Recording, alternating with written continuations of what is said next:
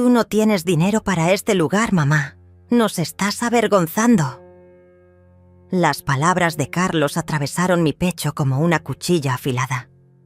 Ahí estaba yo, Rosa, de 65 años, siendo humillada por mi propio hijo en medio del restaurante más elegante de la ciudad.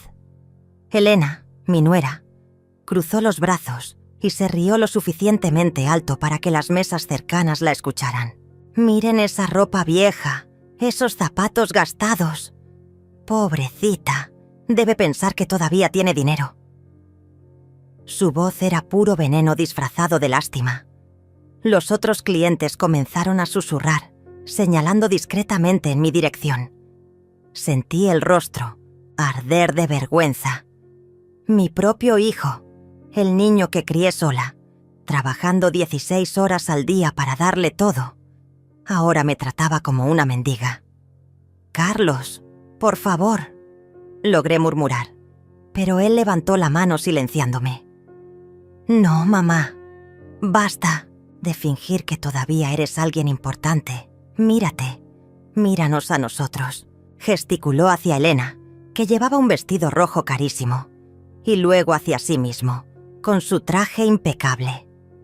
«¿Ves la diferencia? Nosotros progresamos. Tú te quedaste atrás». El mesero se acercó nervioso, claramente incómodo con la escena. Elena lo interceptó con una sonrisa cruel. «Disculpe, mi suegra está un poco confundida. No puede pagar la cuenta. Quizás deberían llamar a seguridad». Mis manos temblaron. Las lágrimas amenazaban con salir, pero no iba a darles esa satisfacción. «No aquí. No así», Alejandra me dijo. «Que vendrías aquí», continuó Carlos, su voz cargada de desprecio. «Pensé que era mentira.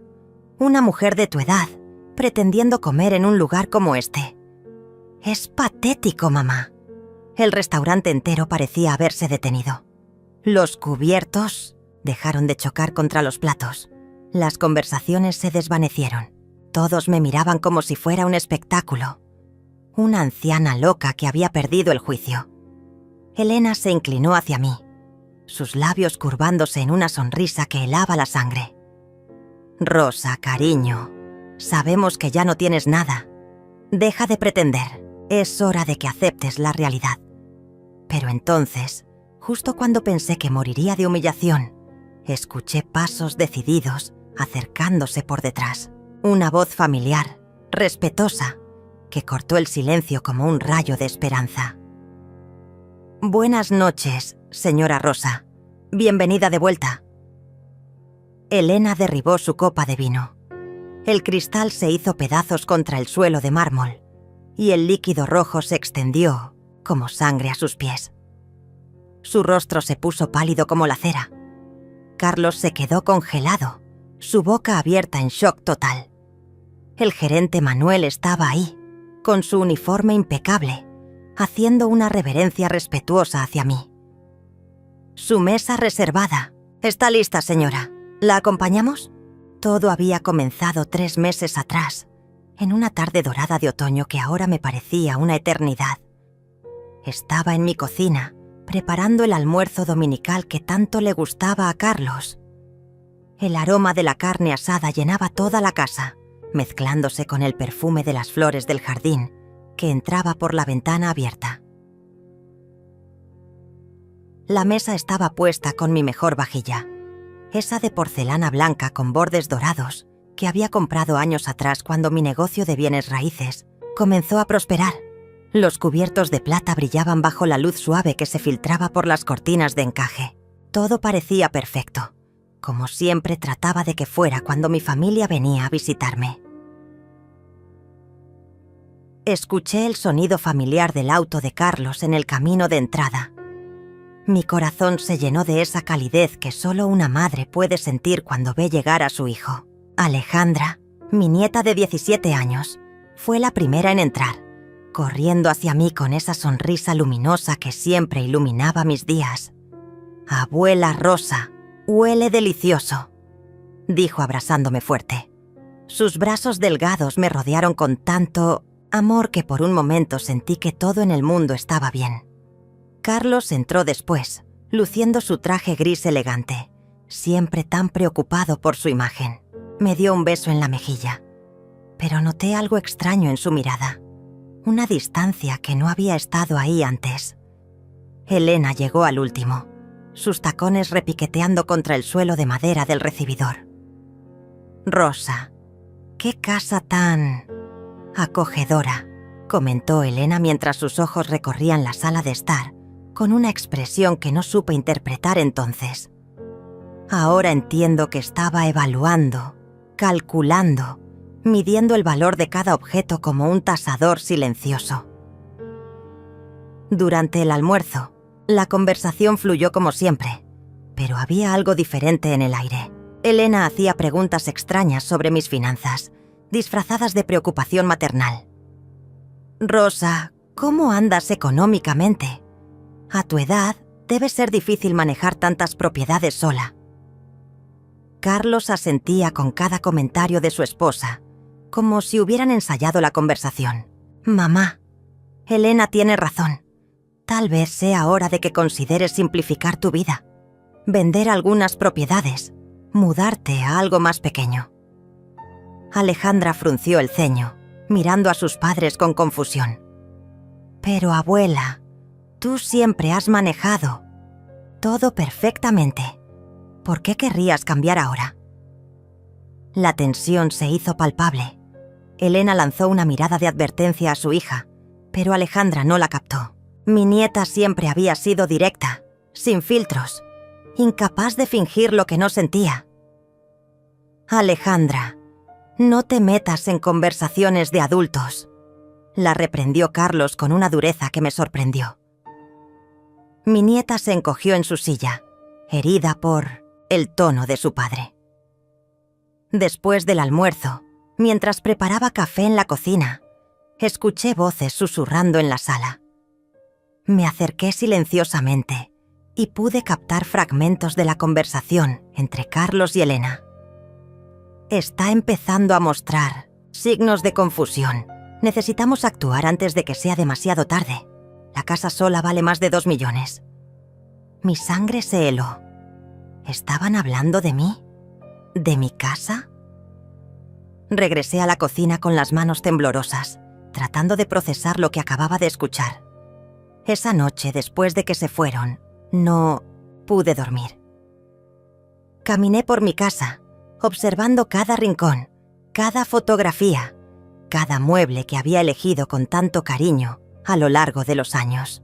Las paredes parecían susurrarme secretos, recordándome todos los sacrificios que había hecho para construir esta vida. Recordé los primeros años después del divorcio, cuando Carlos era apenas un niño. Trabajaba desde el amanecer hasta altas horas de la madrugada, vendiendo propiedades, construyendo mi empresa paso a paso. Había noches en que me quedaba dormida sobre los contratos, despertando con la mejilla marcada por los números y las letras. Todo lo había hecho por él. Cada propiedad comprada, cada inversión calculada, cada sacrificio personal había sido para asegurar su futuro.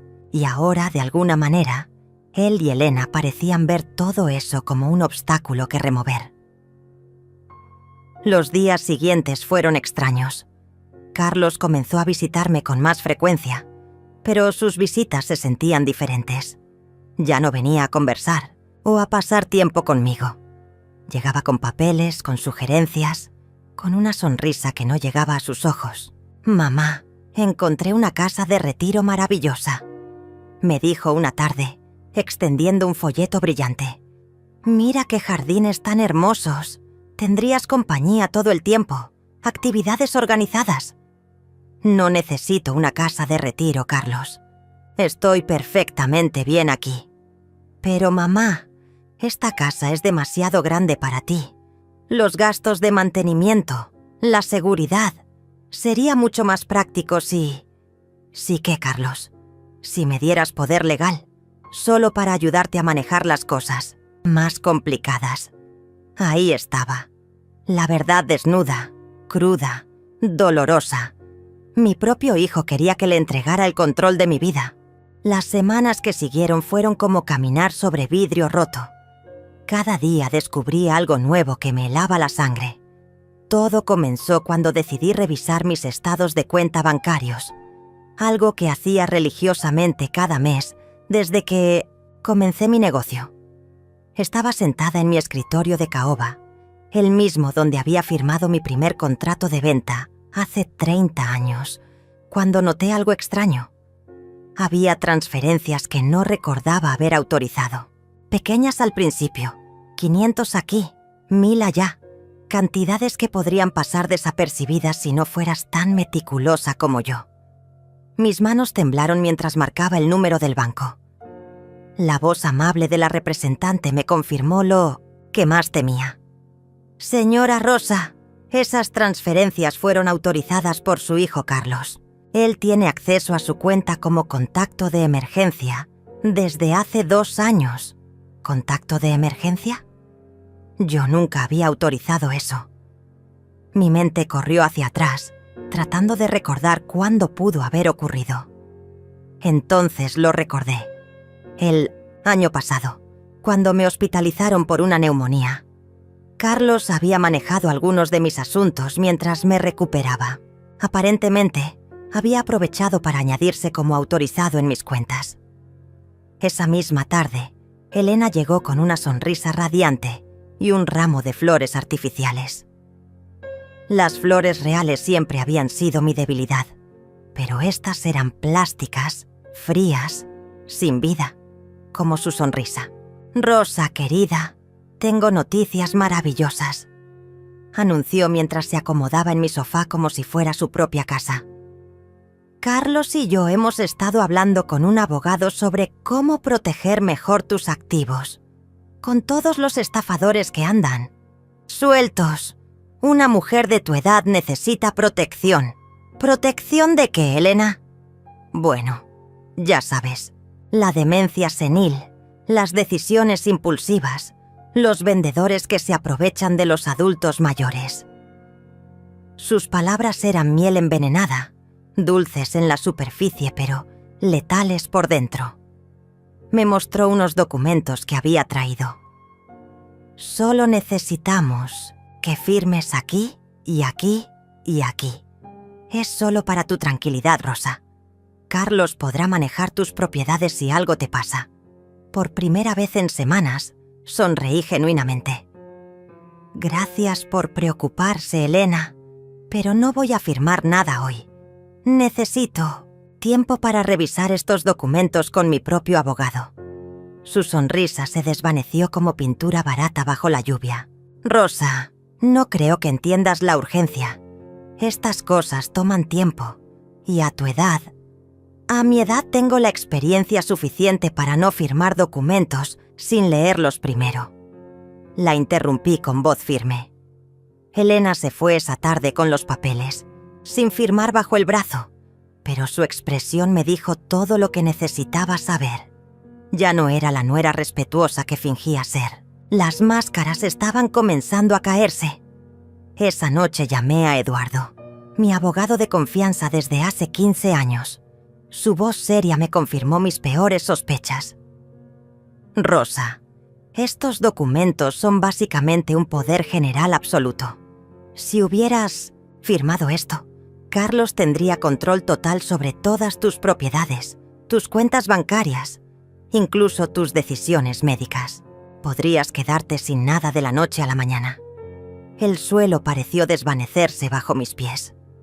Mi propio hijo estaba tratando de robarme todo lo que había construido en mi vida. Eduardo, quiero que cambies todas las autorizaciones bancarias. Inmediatamente. Quiero que Carlos sea removido de todas mis cuentas. Por supuesto, Rosa. También recomendaría que cambiáramos las cerraduras de tu casa y que instaláramos un sistema de seguridad más avanzado. ¿Cerraduras? ¿Seguridad? ¿En qué se había convertido mi vida que necesitaba protegerme de mi propia familia? Los siguientes días fueron una revelación constante. Revisé todos mis documentos, todas mis cuentas, todos mis activos.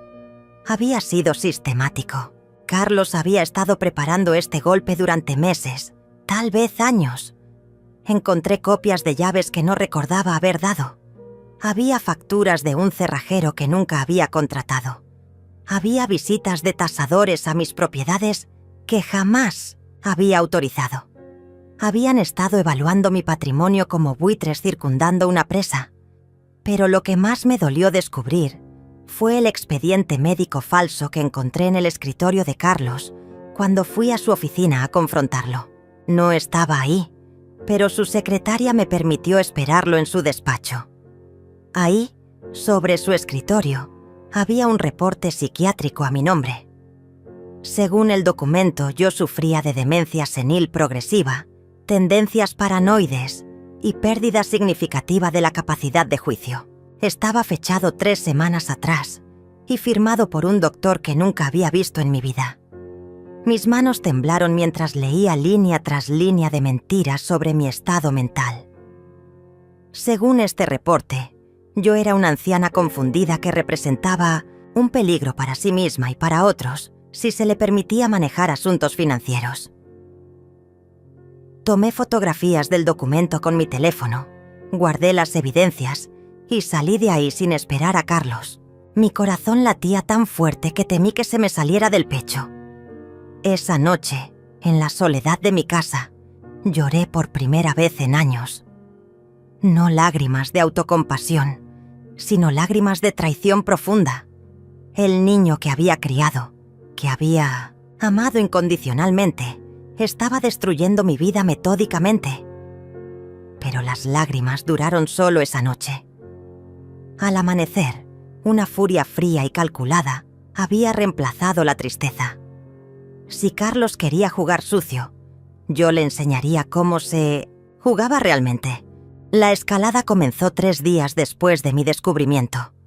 Carlos llegó a mi casa acompañado de Elena y, para mi sorpresa, de un hombre que se presentó como Dr. Martínez, especialista en geriatría. No habían llamado, no habían pedido permiso. Simplemente aparecieron, como si mi hogar fuera de su propiedad. «Mamá, necesitamos hablar», anunció Carlos mientras entraban sin esperar invitación. Elena llevaba una grabadora en la mano, sostenida de manera que pareciera casual, pero yo sabía exactamente lo que estaba haciendo. El doctor Martínez era un hombre delgado con lentes, que me miraba como si fuera un espécimen en un laboratorio. «Señora Rosa, su hijo me ha contactado porque está preocupado por algunos cambios en su comportamiento».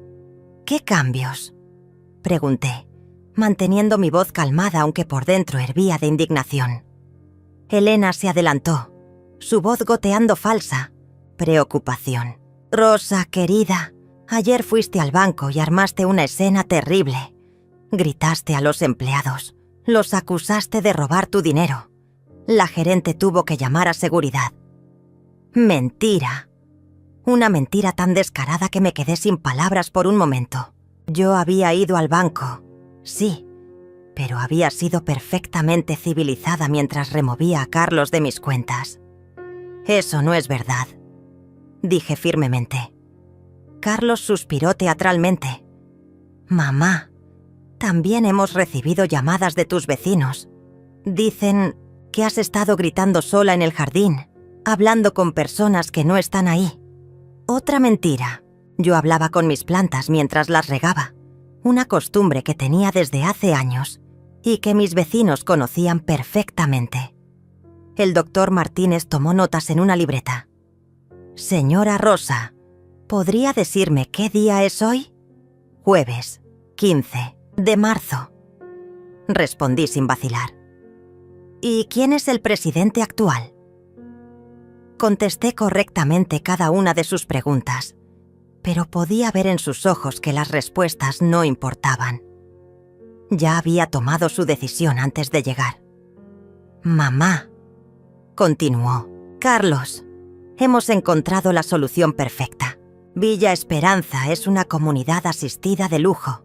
Tendrás cuidado las 24 horas, actividades sociales, comidas preparadas. No me voy a ningún lado. Esta es mi casa». Elena intercambió una mirada significativa con Carlos. Era una mirada que decía: ya esperábamos esta resistencia.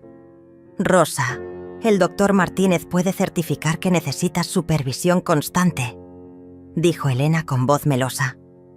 No queremos tener que hacerlo por la fuerza, pero si no cooperas. La amenaza quedó flotando en el aire como humo tóxico. Me di cuenta de que habían venido preparados para esta confrontación, con argumentos ensayados y papeles listos para firmar. Después de que se fueron, con promesas de volver al día siguiente con más documentos, corrí a mi teléfono. Llamé a Eduardo, mi abogado, pero su secretaria me informó que estaba fuera del país por 2 semanas. Qué conveniente. Llamé a otros abogados, pero todos parecían estar ocupados o no disponibles. Comencé a sospechar que Carlos había hecho algunas llamadas preventivas. Esa noche no pude dormir. Caminé por mi casa, tocando cada objeto familiar, cada fotografía, cada recuerdo físico de mi vida. ¿Cómo había llegado a esto? Cómo el niño que solía abrazarme y decirme que era la mejor mamá del mundo, ahora conspiraba para encerrarme. Al día siguiente, Elena llegó con Alejandra. Mi nieta parecía confundida y triste, sus ojos rojos como si hubiera llorado. «Abuela», me dijo con voz temblorosa, «mamá dice que te vas a mudar a un lugar nuevo. ¿Es verdad?». Elena interrumpió antes de que pudiera responder. «Alejandra, tu abuela está enferma. Necesita doctores y enfermeras que la cuiden. Nosotros no podemos darle la atención que necesita». «Pero abuela no parece enferma», protestó Alejandra. «Ella cocina, maneja, se cuida sola. Las apariencias engañan, hija. La demencia es muy traicionera». Ese fue el momento en que me di cuenta de que estaban manipulando, incluso a mi propia nieta, llenando su cabeza de mentiras sobre mi supuesta enfermedad. «Alejandra», le dije tomando sus manos, «¿tú crees que estoy enferma?». Mi nieta me miró, a los ojos, esos ojos jóvenes que aún no habían aprendido a mentir. «No, abuela, tú pareces igual que siempre». Elena se tensó. «Alejandra, no sabes lo que dices. Eres muy joven para entender estas cosas». Pero Alejandra no se dejó intimidar. «Mamá, ¿por qué no me dejaste venir a ver a la abuela la semana pasada? Dijiste que estaba durmiendo, pero cuando llamé por teléfono ella estaba despierta». Elena se puso pálida. Había estado controlando las visitas, limitando mi contacto con Alejandra, probablemente para que no pudiera contarle mi versión de los hechos. «Es suficiente», dijo Elena bruscamente. «Alejandra, al auto, ahora». Mientras Elena arrastraba a mi nieta hacia la puerta, Alejandra me gritó por encima del hombro: «Te amo, abuela, no dejes que te hagan nada». Esas palabras fueron como un rayo de luz en mi oscuridad. Al menos una persona en mi familia todavía me creía, todavía me amaba sin condiciones. Esa noche, sola en mi casa, tomé la decisión que cambiaría todo. Ya no iba a ser la víctima pasiva de su plan. Era hora de contraatacar. La transformación no fue un grito de guerra, sino un susurro de acero. Esa madrugada, mientras Carlos y Elena dormían tranquilos en su casa, creyendo que tenían todo bajo control, yo estaba despierta en mi escritorio, planificando cada movimiento con la precisión de un general antes de la batalla. Lo primero que hice fue sacar de mi caja fuerte todos los documentos importantes que había acumulado durante décadas. Escrituras de propiedades, contratos de inversión, certificados bancarios, pólizas de seguros. Los extendí sobre la mesa del comedor como un mapa de mi imperio, recordando cada sacrificio que había hecho para construir este patrimonio. Tenía 17 propiedades en total: apartamentos, locales comerciales, terrenos y, por supuesto, mi casa. Carlos y Elena habían calculado mal si pensaban que era solo una anciana confundida. Yo conocía cada detalle de mis inversiones, cada inquilino, cada vencimiento de contrato. A las 6 de la mañana llamé a Rafael, mi contador de confianza desde hace 20 años. Su voz somnolienta se despertó inmediatamente cuando le expliqué la situación. «Rosa, esto es más grave de lo que pensé», me dijo después de que le conté todos los detalles. «Carlos ha estado muy activo. Ayer intentó acceder a los registros de tus propiedades comerciales.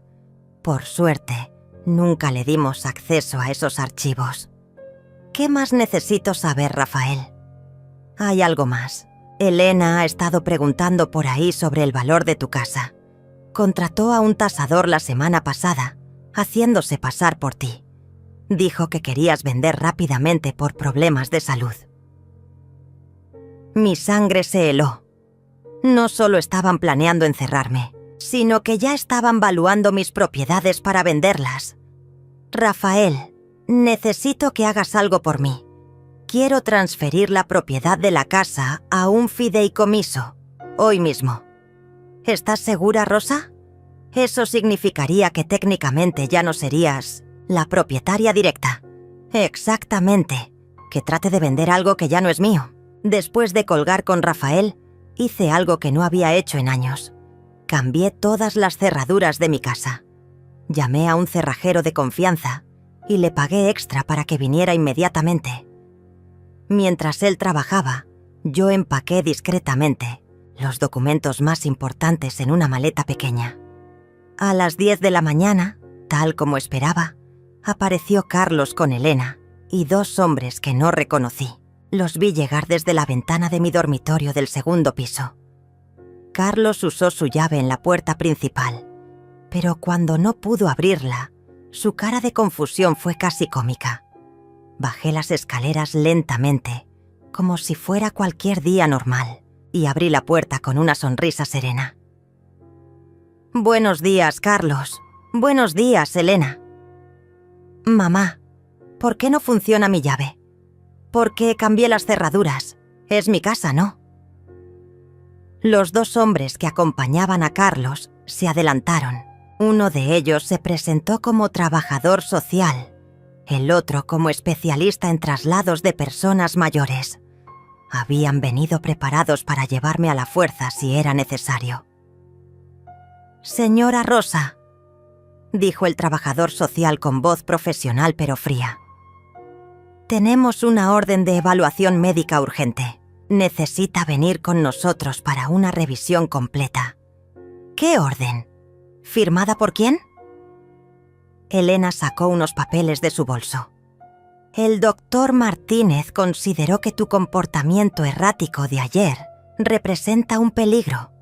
Negarse a cooperar solo confirma su diagnóstico». Era increíble. Habían falsificado una orden médica. Pero yo ya no era la mujer asustada de la semana pasada.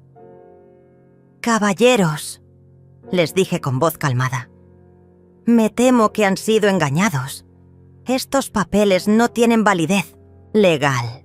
Mi abogado me confirmó que cualquier evaluación médica forzosa requiere una orden judicial, no la opinión de un doctor privado». El trabajador social revisó los documentos con el ceño fruncido. «Señora, estos papeles son falsos», terminé la frase por él. «Y si no se retiran de mi propiedad inmediatamente, llamaré a la policía por intrusión y falsificación de documentos». Carlos se puso rojo de ira. «Mamá, basta de juegos. Estás enferma y lo sabes». «Lo que sé», le respondí mirándolo directamente a los ojos, «es que mi propio hijo está tratando de robarme. Pero, Carlos, hay algo que no sabes». Elena se tensó. «¿Qué quieres decir?». Sonreí por primera vez en semanas. Una sonrisa que sabía tenía el poder de congelar la sangre. «Que ya no soy propietaria de esta casa. Ayer la transferí a un fideicomiso irrevocable. Aunque lograran declararme incompetente, no podrían tocar ni un ladrillo de mi patrimonio». El silencio que siguió fue ensordecedor. Carlos y Elena se miraron como si les hubiera dado una bofetada. Los 2 hombres que habían traído comenzaron a retroceder hacia la puerta. Eso no es posible, tartamudeó Elena. Llama a Rafael, si quieres confirmarlo. Pero primero, quiero que todos salgan de mi propiedad. Ahora, después de que se fueron, con Carlos gritando amenazas desde el auto, me serví una taza de té y me senté en mi sala. Por primera vez en semanas, me sentí en control. Pero sabía que esto era solo el comienzo. Carlos y Elena no se rendirían tan fácilmente.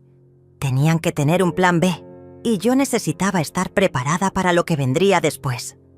Esa tarde, mientras regaba mis plantas en el jardín, sonreí pensando en lo que mi hijo no sabía, que su madre había construido un imperio no solo con inteligencia, sino con la paciencia de una araña tejiendo su red. No esperé ni 24 horas para ver la verdadera naturaleza de Carlos y Elena. Esa misma noche, mientras cenaba tranquilamente en mi cocina, comenzó el bombardeo digital que cambiaría todo para siempre. Mi teléfono vibró con una notificación de Facebook. Alguien me había etiquetado en un video. Con el corazón acelerado, abrí la aplicación y vi algo que me heló la sangre. Elena, con lágrimas perfectamente calculadas corriendo por sus mejillas, hablando a la cámara desde lo que parecía ser su sala de estar. «Amigos, necesito su ayuda», sollozaba Elena con voz quebrada. «La madre de mi esposo, Rosa, está sufriendo de demencia severa y se ha vuelto agresiva. Hoy nos amenazó con un cuchillo cuando tratamos de ayudarla. Carlos está destrozado». El video ya tenía cientos de comentarios de personas que no me conocían, expresando su apoyo y ofreciendo consejos sobre casas de retiro. Elena había compartido el video en varios grupos de la ciudad, etiquetando a vecinos y conocidos. Mis manos temblaron mientras leía comentario tras comentario de gente pidiendo que alguien ayude a esa pobre familia y sugiriendo que llamaran a los servicios sociales. Elena había creado una narrativa perfecta. Ella y Carlos como los hijos devotos, y yo como la anciana peligrosa que se negaba a recibir ayuda. Pero eso era solo el comienzo. 5 minutos después apareció otro video, esta vez de Carlos, grabado en su oficina con su traje impecable y una expresión de dolor ensayada. «Es el día más difícil de mi vida», comenzó, su voz temblando de manera teatral. «Mi madre, Rosa Martínez, la mujer que me crió con tanto amor, ya no es la misma persona. La demencia se la está llevando poco a poco. Y hoy tuvimos que tomar la decisión más difícil de nuestras vidas». Carlos hizo una pausa dramática, secándose los ojos con un pañuelo. «Mamá ha comenzado a tener episodios violentos. Hoy amenazó no solo a Elena y a mí, sino que también puso en peligro a nuestra hija Alejandra. Como familia, no podemos permitir que se lastime a sí misma o lastime a otros». El video continuaba con Carlos explicando cómo habían tratado de conseguir ayuda médica, pero que yo me negaba a cooperar. Hablaba de mi supuesta paranoia, de cómo había cambiado las cerraduras para mantener fuera a la familia que solo quería ayudar. «Si ven a mi madre vagando sola por la calle, por favor llamen al número que aparece en pantalla. Ella puede parecer normal, pero está muy enferma y puede ser peligrosa. Solo queremos que esté segura». Mi número de teléfono apareció en la pantalla, junto con mi dirección completa y una foto mía tomada sin mi permiso en algún momento reciente. El video se viralizó en cuestión de horas. Mis vecinos comenzaron a mirarme con desconfianza cuando salía al jardín. Recibí llamadas de números desconocidos, algunas de personas ofreciéndome ayuda, otras de gente curiosa queriendo saber si realmente era peligrosa. Pero la jugada maestra llegó al día siguiente. Elena había creado una campaña de recaudación de fondos en Internet titulada «Ayuden a Carlos a cuidar de su madre enferma». La descripción era desgarradora. Hablaba de los costos médicos, de la necesidad de cuidado especializado, de cómo la familia estaba agotando sus ahorros para darle a Rosa la mejor atención posible. Las donaciones comenzaron a llegar. En 24 horas habían recaudado más de 50.000 pesos de personas compasivas que creían estar ayudando a una familia en crisis. Yo estaba siendo retratada como una enferma mental peligrosa, mientras ellos se presentaban como mártires financieros. Era brillante en su crueldad. Esa tarde, mientras revisaba obsesivamente cada comentario y cada nueva donación a su campaña fraudulenta, sonó el timbre. Era Alejandra, sola, con los ojos hinchados de llorar. «Abuela, necesito hablar contigo», me dijo en cuanto abrí la puerta. La hice pasar y le serví un vaso de leche tibia, como hacía cuando era pequeña y venía a visitarme después del colegio. «Abuela, yo sé que mamá y papá están mintiendo. Yo estaba ahí cuando grabaron esos videos. Mamá ensayó el llanto frente al espejo 3 veces antes de grabar. Mi corazón se partió y se llenó de esperanza al mismo tiempo. Al menos una persona sabía la verdad. ¿Tu papá sabe que viniste? ¿Aquí? No. Están en una reunión con un abogado, planeando cómo conseguir que un juez te declare incompetente. Escuché toda la conversación. Alejandra me contó cómo habían contratado a 3 doctores diferentes, hasta encontrar uno dispuesto a diagnosticarme sin examinarme, basándose solo en los testimonios de Carlos y Elena. Habían preparado un expediente completo de mi supuesta enfermedad mental, con fechas falsas y síntomas inventados. Abuela, también van a decir que tú me maltrataste cuando era pequeña. Mamá me está enseñando qué decir si un juez me pregunta. ¿Y qué le dijiste a tu mamá? Alejandra me miró con esos ojos jóvenes pero llenos de determinación. Le dije que tú nunca me has hecho daño, que eres la abuela más amorosa del mundo. Pero ella dice que si no coopero, van a enviarme a vivir con mis tíos en otra ciudad para que no pueda contaminarme más con tus ideas locas. Ese fue el momento en que supe que no podía seguir siendo pasiva. No solo estaban destruyendo mi reputación y robando mi dinero, sino que estaban manipulando a mi nieta y amenazando con separarla de mí. Alejandra, ¿confías en tu abuela? Siempre, abuela. Eres la única persona en la familia que nunca me ha mentido. Entonces, necesito que hagas algo muy importante por mí. ¿Puedes ser valiente? Mi nieta asintió con determinación. Quiero que grabes todo, cada conversación entre tus padres, cada vez que ensayen una mentira sobre mí, cada plan que hagan. ¿Puedes hacer eso? Alejandra sonrió por primera vez desde 1900 que había llegado. Ya empecé, abuela. Tengo 3 horas de grabación en mi teléfono. Los siguientes días fueron como vivir en una pesadilla de la cual no podía despertar. Carlos y Elena intensificaron su campaña de desprestigio con una crueldad calculada que me dejó sin aliento. Cada mañana despertaba a nuevas mentiras esparcidas por internet como veneno en un pozo de agua. Elena había creado un perfil falso en Facebook, haciéndose pasar por una vecina preocupada. Publicaba fotos de mi casa tomadas desde la calle, con comentarios sobre cómo yo gritaba sola en el jardín y cómo mis episodios estaban empeorando. Las fotos mostraban mi jardín perfectamente cuidado, pero ella escribía que era evidencia de mi comportamiento obsesivo-compulsivo. Carlos había contactado a periodistas locales, vendiendo la historia de un hijo desesperado tratando de salvar a su madre demente. Un reportero llegó a mi puerta con cámaras, preguntando si era cierto que había amenazado a mi familia con violencia. Cuando me negué a comentar, editaron el video para que pareciera que mi silencio era evidencia de culpabilidad. Pero la jugada más siniestra llegó cuando comenzaron a involucrar a mis inquilinos. Carlos había conseguido una lista de todas mis propiedades de alquiler y estaba contactando a cada inquilino personalmente, diciéndoles que yo estaba enferma y que él era el nuevo administrador.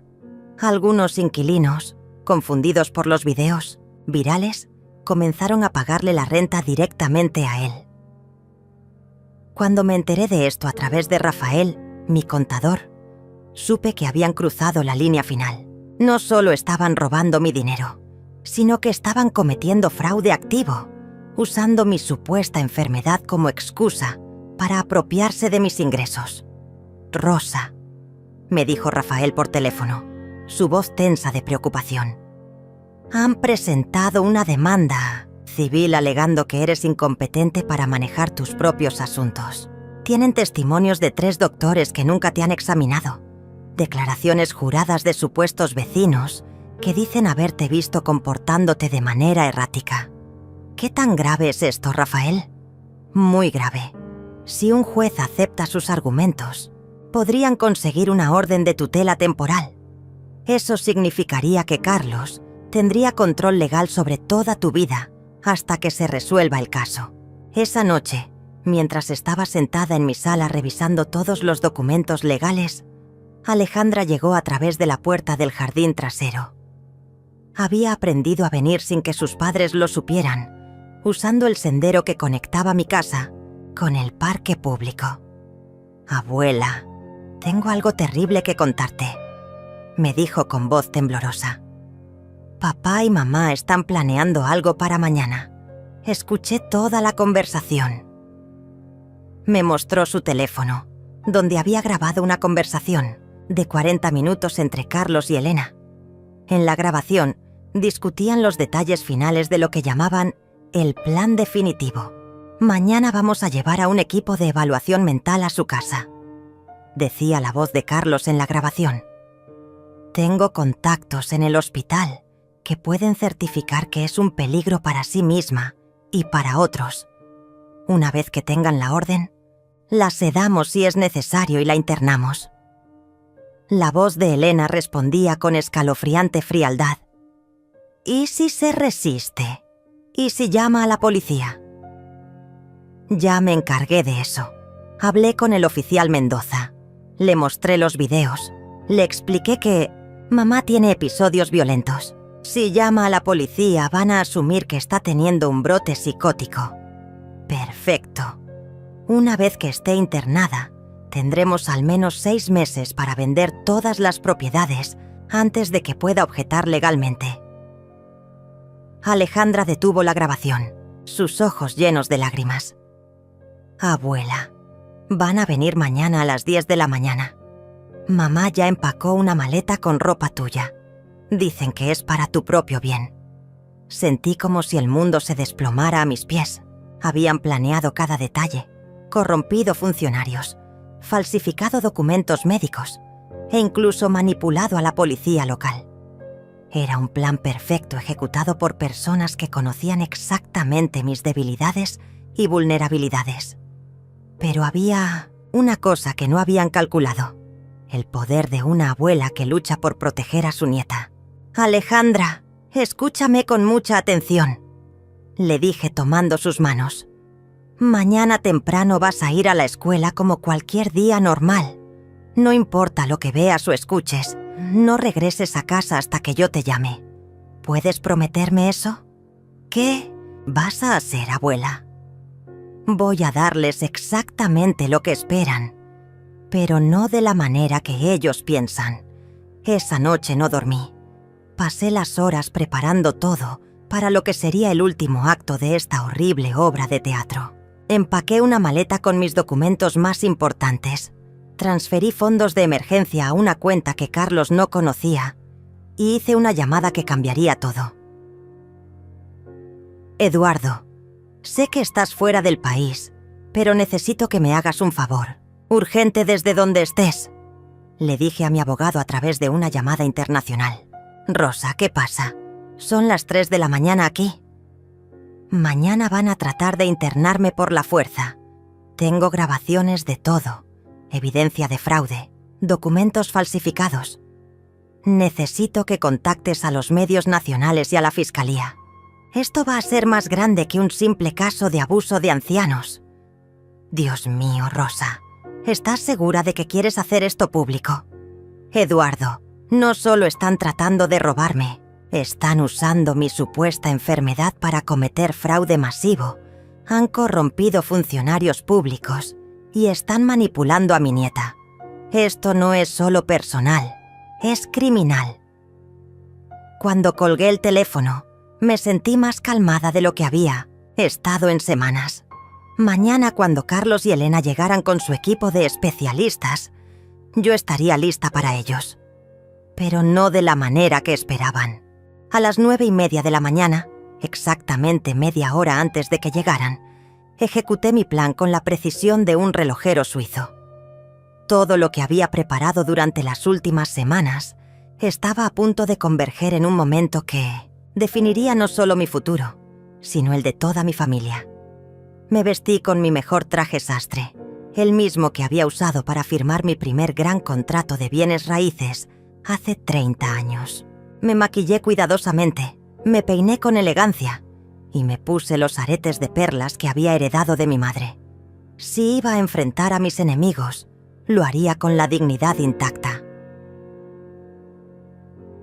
A las 9:45, vi llegar 3 vehículos a mi calle. El primero era el auto de Carlos, seguido por una ambulancia privada y un coche oficial del hospital psiquiátrico. Exactamente como Alejandra había escuchado en sus grabaciones. Desde mi ventana del segundo piso, observé cómo se organizaban como un escuadrón militar. Carlos hablaba por teléfono, probablemente coordinando con sus contactos corruptos. Elena revisaba una vez más los documentos falsos.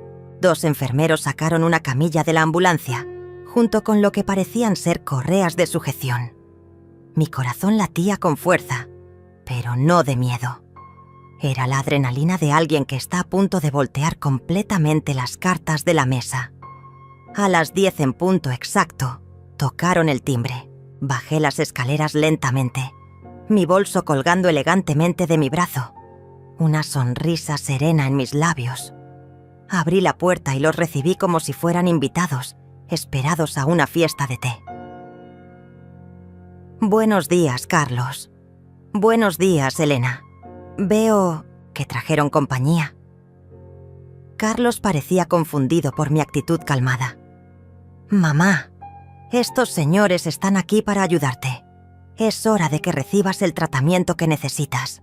Por supuesto, hijo. Entiendo perfectamente lo que está pasando. El doctor que acompañaba al grupo se adelantó. Señora Rosa, soy el doctor Vega. Venimos a hacer una evaluación de su estado mental para determinar el mejor curso de tratamiento. Doctor Vega, respondí con una sonrisa dulce. ¿No es usted el mismo doctor que firmó mi diagnóstico de demencia la semana pasada? ¿Sin haberme visto jamás? Su rostro se puso pálido. Elena y Carlos intercambiaron miradas nerviosas. Señora, necesitamos proceder con la evaluación, tartamudeó el doctor. Por supuesto, pero antes me gustaría presentarles a algunas personas. En ese momento, como si hubiera sido coreografiado, aparecieron por la esquina de mi calle 3 camionetas de noticias y un automóvil oficial de la Fiscalía. Las cámaras comenzaron a grabar inmediatamente. El rostro de Carlos se descompuso completamente. ¿Qué es esto, mamá? Esto, Carlos, es justicia. Eduardo, mi abogado, salió del auto de la Fiscalía acompañado por 2 investigadores. Buenos días, Rosa. Lamento llegar un poco tarde, pero el vuelo desde Madrid se retrasó. Elena intentó esconderse detrás de Carlos, pero era demasiado tarde. Los periodistas ya estaban grabando. Los investigadores ya estaban tomando fotos de todos los presentes.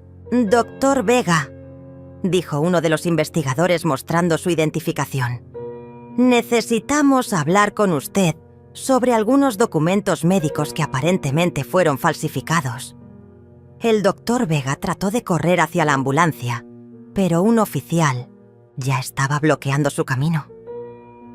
Carlos Martínez y Elena Martínez, continuó el investigador, están bajo investigación por fraude, falsificación de documentos, apropiación indebida de fondos y conspiración para cometer internamiento forzoso ilegal.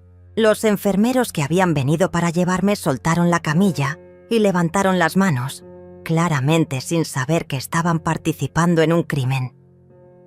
«Señora Rosa», me dijo el investigador principal, «entiendo que tiene evidencia que puede ayudarnos con este caso». Abrí mi bolso y saqué una carpeta gruesa llena de documentos, fotografías y un dispositivo USB. Tengo grabaciones de audio, evidencia financiera, documentos falsificados y testimonios de testigos. Todo está aquí. Las cámaras de televisión captaron cada momento mientras yo entregaba la evidencia.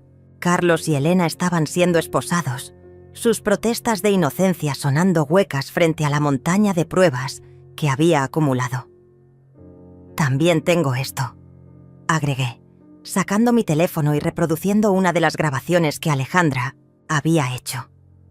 La voz de Carlos llenó el aire. «Una vez que esté internada, tendremos al menos 6 meses para vender todas las propiedades». Elena comenzó a llorar, pero esta vez las lágrimas eran reales.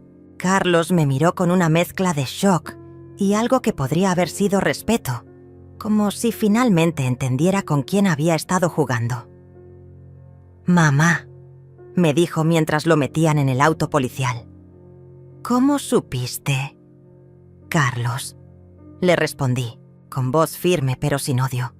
«Subestimaste a tu madre. Construí un imperio de la nada. ¿Realmente pensaste que no podría protegerlo?» Los periodistas me rodearon con preguntas, pero Eduardo se encargó de manejar la situación. «La señora Rosa dará una conferencia de prensa esta tarde. Por ahora, solo podemos confirmar que ha sido víctima de un elaborado esquema de fraude perpetrado por su propia familia». Cuando finalmente se fueron todos los oficiales, periodistas y curiosos, me quedé sola en mi jardín. El silencio era hermoso después de tanto caos. Entonces vi a Alejandra corriendo hacia mí desde el parque. Había visto las noticias en la escuela y había venido inmediatamente. «Abuela, ¿estás bien? ¿Qué va a pasar con mamá y papá?» La abracé fuerte, respirando el aroma de su cabello joven y su inocencia intacta. «Van a tener que enfrentar las consecuencias de sus acciones, mi amor. Pero tú estás a salvo. Siempre estarás a salvo conmigo». 6 meses después, estaba sentada en la terraza de mi nueva casa frente al mar, observando el atardecer mientras Alejandra hacía sus tareas escolares en la mesa de jardín. El sonido de las olas rompiendo contra las rocas era como una sinfonía de paz que había buscado durante toda mi vida sin saberlo. La casa era más pequeña que la anterior, pero perfecta para nosotras dos. Había vendido la propiedad donde ocurrió toda la pesadilla, no por necesidad económica, sino porque necesitaba un nuevo comienzo lejos de esos recuerdos tóxicos. Con las ganancias de la venta, había comprado esta casa costera y establecido un fondo de educación para Alejandra, que la llevaría hasta la universidad. Carlos y Elena habían sido condenados a 4 años de prisión por fraude agravado, falsificación de documentos y conspiración. El caso había salido en todos los noticieros nacionales, convirtiéndose en un símbolo de la violencia económica contra adultos mayores. Yo había testificado con voz firme y clara, destruyendo cada uno de sus argumentos sobre mi supuesta incapacidad mental. El doctor Vega había perdido su licencia médica y enfrentaba cargos criminales separados. 3 funcionarios del hospital psiquiátrico habían sido despedidos por aceptar sobornos. La campaña de recaudación de fondos fraudulenta había generado cargos adicionales y todo el dinero robado había sido devuelto a los donantes engañados. Pero la justicia legal era solo una parte de mi victoria. La verdadera victoria estaba sentada frente a mí, concentrada en sus libros de matemáticas, ocasionalmente levantando la vista para sonreírme antes de volver a sus ecuaciones. «Abuela», me dijo Alejandra sin levantar la vista de su cuaderno, «¿alguna vez extrañas a papá?» Era una pregunta que me hacía de vez en cuando, y siempre le respondía con honestidad. «Extraño al niño que fue tu papá, mi amor. Extraño al hijo que crié y que me amaba, pero no extraño al hombre en el que se convirtió. ¿Crees que algún día podrás perdonarlo? Me levanté de mi silla y me acerqué a ella, acariciando su cabello castaño que brillaba con los últimos rayos del sol. El perdón no es algo que haces por la otra persona, Alejandra. Es algo que haces por ti misma, para liberarte del veneno del resentimiento. Ya he perdonado a tu papá, pero eso no significa que vaya a permitir que vuelva a lastimarme. Alejandra asintió con esa sabiduría prematura que había desarrollado después de todo lo que había vivido. A los 18 años, era más madura que muchos adultos que conocía. Abuela, ¿te arrepientes de haber hecho todo público? ¿De haber llamado a los periodistas?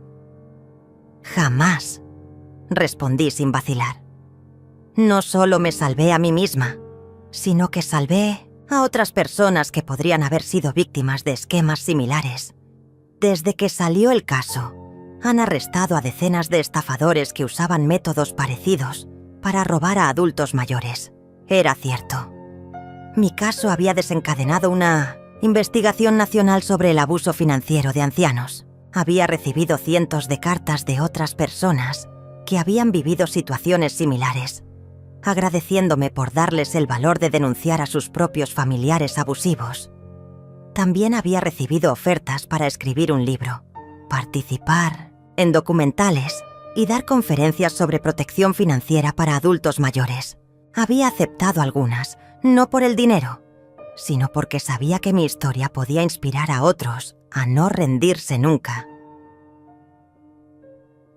El teléfono de la casa sonó desde la cocina.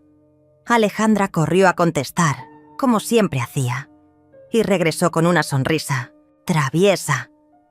Es Manuel, el gerente del restaurante donde todo empezó. Dice que quiere invitarnos a cenar mañana. Al parecer, ha convertido nuestra mesa en una especie de atracción turística. Me reí con genuina alegría. Manuel se había convertido en un amigo inesperado después de todo lo ocurrido. Su restaurante había ganado fama nacional como el lugar donde una abuela venció a los estafadores, y los turistas pedían específicamente sentarse en la mesa de Doña Rosa. Dile que aceptamos, pero que quiero mi postre favorito. ¿El flan de coco? El flan de coco. Mientras Alejandra regresaba a la cocina para confirmar la cita, me quedé en la terraza observando cómo el sol se hundía en el horizonte. El cielo se pintaba de tonos naranjas y rosados, creando un espectáculo que nunca me cansaba de ver. Pensé en todo el camino recorrido desde aquella noche horrible en el restaurante. Había perdido a un hijo, pero había ganado algo más valioso: la certeza de que era más fuerte de lo que jamás había imaginado. Había enfrentado la traición más profunda posible y había salido victoriosa. Alejandra regresó y se sentó a mi lado en el columpio de la terraza. Abuela, ¿sabes qué es lo que más admiro de ti? ¿Qué, mi amor? Que nunca te hiciste la víctima. Incluso cuando estabas sufriendo, nunca dejaste de luchar. Sus palabras me llenaron de una calidez que ningún atardecer podría igualar. Había valido la pena cada lágrima, cada noche de insomnio, cada momento de dolor. Si el resultado era criar a una joven que entendiera el valor de la dignidad y la resistencia. ¿Sabes qué aprendí de todo esto, Alejandra? ¿Qué? Que la familia no siempre es sangre, y que la sangre no siempre es familia. La familia real son las personas que te aman sin condiciones, que te apoyan sin esperar nada a cambio, que están contigo en los momentos más oscuros. Alejandra tomó mi mano y la apretó suavemente. Entonces somos la familia más afortunada del mundo, porque nos tenemos la una a la otra. El último rayo de sol desapareció en el horizonte, pero no sentí tristeza. Mañana saldría de nuevo, como había salido cada día de mi vida, trayendo nuevas oportunidades, nuevas esperanzas, nuevas razones para seguir adelante. Carlos y Elena nunca más volvieron a tocar mi nombre. Yo había renacido en el silencio de mi victoria, rodeada del amor verdadero que siempre había estado ahí, esperando a que tuviera la sabiduría de reconocerlo. En la distancia, las luces del pueblo comenzaron a encenderse una por una, como estrellas terrestres que prometían que, sin importar cuán oscura fuera la noche, siempre habría luz para quienes supieran buscarla. 2 años después de aquella tarde en que mi mundo se reconstruyó frente al mar, recibí una carta que cambiaría una vez más el curso de mi historia. Era una carta escrita a mano, con letra temblorosa, desde la prisión estatal donde Carlos cumplía su condena. «Mamá», comenzaba la carta, «sé que no tengo derecho a pedirte nada después de todo lo que te hice. Sé que no merezco tu perdón, y no te escribo esperando obtenerlo.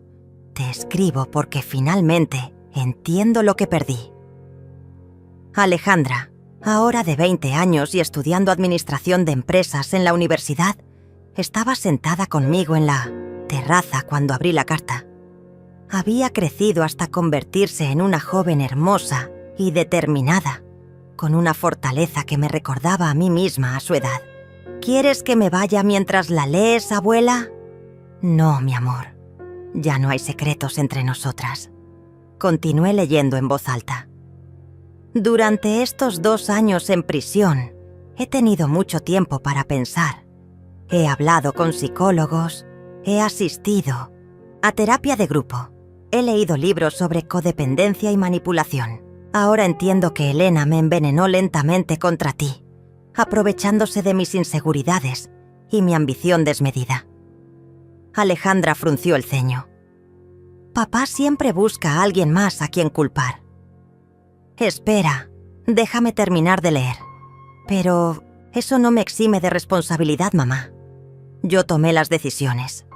Yo elegí creer las mentiras de Elena porque me convenía creerlas. Elegí verte como un obstáculo en lugar de como la madre que me había dado todo. Elegí la codicia por encima del amor». La carta continuaba por varias páginas más, detallando cómo Carlos había comenzado a asistir a un programa de rehabilitación para adictos a las apuestas. Aparentemente, su obsesión por el dinero y el estatus había sido alimentada por una adicción al juego que había ocultado durante años. Elena y yo habíamos perdido casi todo apostando en casinos online. Nuestras deudas eran enormes y veía tus propiedades como la única salida. Pero en lugar de pedirte ayuda honestamente, elegí el camino más cobarde: robarte. «Abuela», me interrumpió Alejandra, «¿sabías que papá tenía problemas con el juego?» «Tenía sospechas», admití. «Había notado algunos comportamientos extraños en los últimos años, pero nunca imaginé que fuera tan grave». La parte más impactante de la carta llegó hacia el final. «Mamá, Elena se divorció de mí 6 meses después de que nos arrestaran. Se declaró víctima de mis manipulaciones y consiguió una sentencia reducida. Saldrá de prisión el próximo año. Yo tengo 2 años más por cumplir. Cuando salga de prisión, no voy a buscarte. No voy a pedirte que me perdones o que me recibas de vuelta en tu vida. He perdido ese derecho para siempre. Solo quiero que sepas que he aprendido a vivir con las consecuencias de mis acciones. Pero hay algo que sí quiero pedirte: que cuides de Alejandra. Sé que ya lo haces, y sé que ella está mejor contigo que conmigo. Ella es lo único bueno que hice en mi vida, y me consuela saber que tiene a la mejor abuela del mundo». Alejandra tenía lágrimas en los ojos cuando terminé de leer. «¿Crees que papá realmente ha cambiado?» «No lo sé, mi amor. Las personas pueden cambiar, pero también pueden ser muy buenas, fingiendo que han cambiado. El tiempo lo dirá». Doblé la carta y la guardé en mi bolso. «Pero ¿sabes qué, Alejandra? Ya no importa si tu papá ha cambiado o no. Lo que importa es que nosotras hemos construido una vida hermosa juntas». Y era cierto. Los últimos 2 años habían sido los más plenos de mi vida. Alejandra se había graduado de la preparatoria con honores y había conseguido una beca parcial para la universidad. Yo había establecido una fundación para ayudar a adultos mayores víctimas de abuso financiero y habíamos ayudado a más de 500 familias. Mi libro, Nunca es demasiado tarde para luchar, se había convertido en un bestseller y los ingresos de las conferencias que daba por todo el país habían permitido expandir la fundación. Había aparecido en programas de televisión nacionales, siempre con Alejandra a mi lado, mostrando que las familias podían sanar y reconstruirse después de la traición. «Abuela», me dijo Alejandra esa noche mientras cenábamos en nuestra cocina, «he estado pensando en algo». «¿Qué cosa, mi amor?» «Quiero estudiar Derecho después de terminar mi carrera en Administración. Quiero especializarme en protección de adultos mayores». Mi corazón se llenó de orgullo. «¿Estás segura? Es una carrera muy demandante». «Estoy segura. Quiero continuar el trabajo que has empezado. Quiero que nuestra historia sirva para proteger a otras familias». Esa noche, después de que Alejandra se fue a dormir, salí a la terraza con una taza de té y contemplé las estrellas. Pensé en todo el camino recorrido, desde aquella humillación pública en el restaurante hasta este momento de paz absoluta.